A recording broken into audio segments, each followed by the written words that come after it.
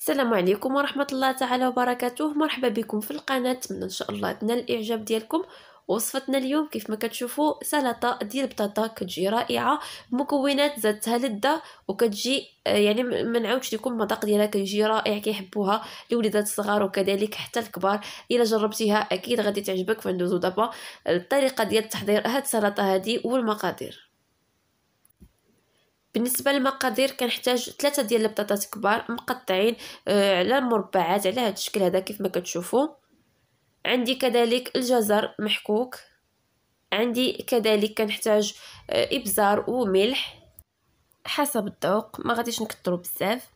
كنزيد كذلك هنا عندي المايز، عندي كذلك المايونيز، وعندي طون ديال الزيت وقليل من زيت البلديه للتنسيم. هادو هما المقادير. ندوزو دابا لطريقه التحضير. بالنسبه لطريقه التحضير كيف ما كتشوفوا سلقت بطاطا ديالتي حتى ولات ليا على هاد الشكل هذا، ما تكونش يعني خليتوها البيض طيب بزاف، فقط 5 دقائق كافيه او لا اقل. المهم ما تجيش هاريه كيف ما كنقولوا، باش كيبقى المنظر ديالها زوين في هاد السلطه هذه. ومني كنخلطوا معها المكونات ما كتخسرش. من بعد ما تسلقات ليا درتها في واحد الشبيكه حتى تصفات داك الماء، وحاولت نكب عليها شويه ديال الماء بارد من الفوق باش كتزول داك النشا ديالتها. صافي حطيتها في هذا الاناء هذا، وغادي نزيد عليها دابا المقادير اللي ذكرت معكم من قبل. كيف ما ذكرت الجزر محكوك يا اما في الحكاكه الرقيقه او الغليظه. بالنسبه لي انا كنحكو في ديك الغليظه باش كيجي باين شويه وعاطي المنظر.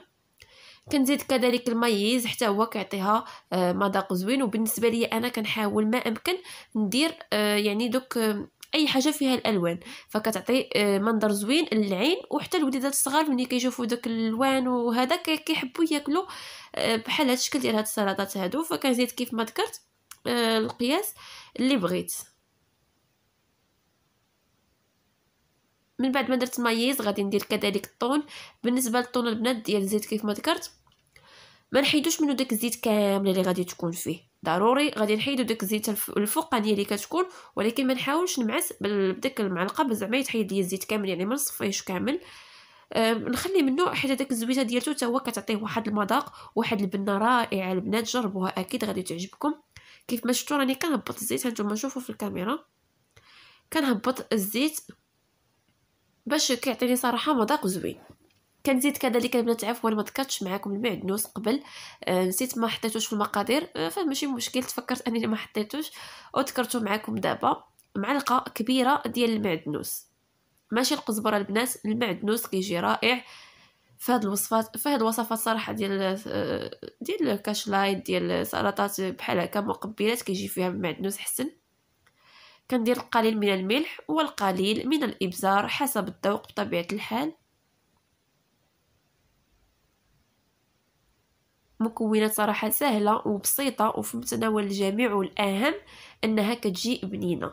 كنزيد كذلك ملعقه كبيره او ملعقتين صغيرتين من الزيت. من الاحسن عبروا بالمعلقه الكبيره، ملعقه كافيه فقط كتعطي ديك النسمه ديالتها كتجي زوينه.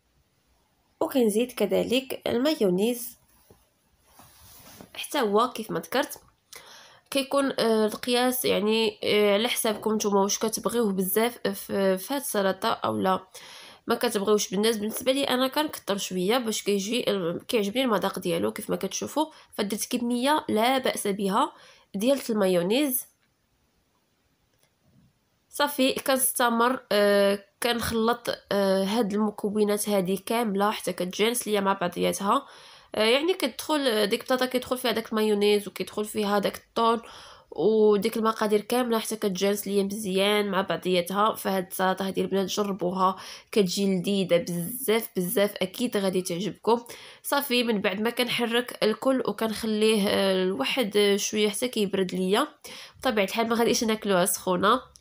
صافي كنخلي حتى كيبرد شويه داكشي، عاد كنقدمو في طبق ديال التقديم اولا شي اناء، المهم اللي يعجبكم.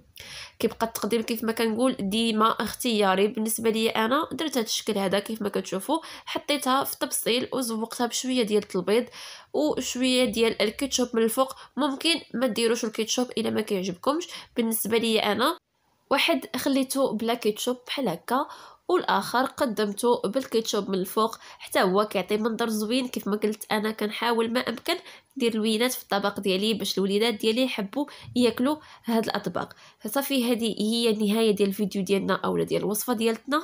كتجي وصفه رائعه فعلا تستحق التجربه. نتمنى ان شاء الله تجربوها، وإلا عجبتكم وصفه اليوم ما تنساوش شي لايك وشي كومونتير يكون زوين كيف ما كنذكر ديما بتعليقاتكم كنتحفزوا اكثر باش كنعطيو وصفات بسيطه وسهله وفي متناول ديال الجميع. هذه هي وصفتنا، نتمنى ان شاء الله تنال الاعجاب ديالكم. الى وصفه قادمه ان شاء الله.